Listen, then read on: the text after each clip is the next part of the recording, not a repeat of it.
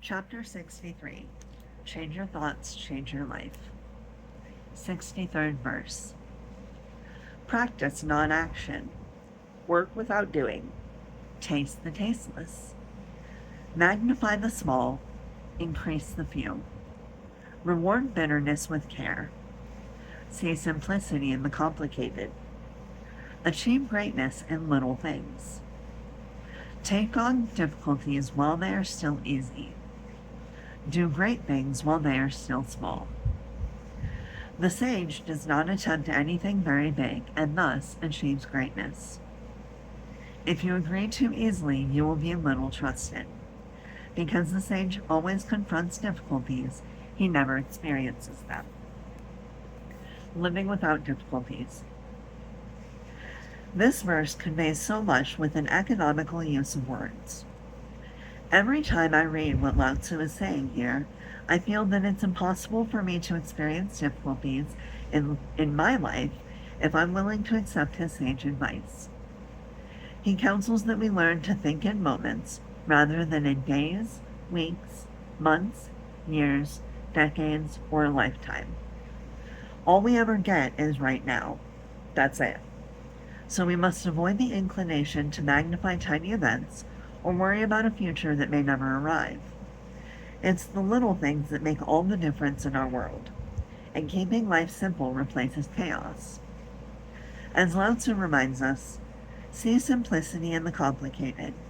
Do great things while they are still small. I followed that advice while working on this book. As you might imagine, writing individual essays on the 81 verses of one of the most revered and enduring spiritual texts has been a daunting task. A project like this involves at least a year of daily researching, reading, writing, and revising. Yet, instead of focusing on the challenges of this project, I choose to see simplicity and take on difficulties while they are still easy. I immerse myself in a single verse in the morning, allowing the words to flow through my heart and onto the page. I feel like I've mastered the ironic conclusion of the 63rd passage, which says that difficulties are not experienced when they're confronted. This, then, is the wisdom of the verse. There's no such thing as difficulty when you live in the present moment, doing only what you can right now. So examine your thoughts about what you call the troubles in your life. Can you shift to thinking of every undertaking as not only manageable, but easy and small as well? After all, how do you pursue a difficult course of study that will take several years to complete? By not projecting yourself into the future or using your present moments to worry. How do you get through the long, difficult process of giving birth to a child? Moment by moment. I've watched my wife do just that during the years she was either pregnant or nursing, delivering 5 children in 8 years. As Lao Tzu teaches, if you don't attempt anything big, you will achieve greatness. Almost every morning I do a 90-minute hot yoga class with 26 postures and 2 breathing exercises. Now, an hour and a half of intense activity in a room that's more than 105 degrees can seem not only big, but very difficult as well. I've learned to change the way I think about this daily routine that I enjoy so much, and now I find it to be easy. As the first breathing exercise begins, I keep my mind and body totally focused on what I'm doing in the opening moment.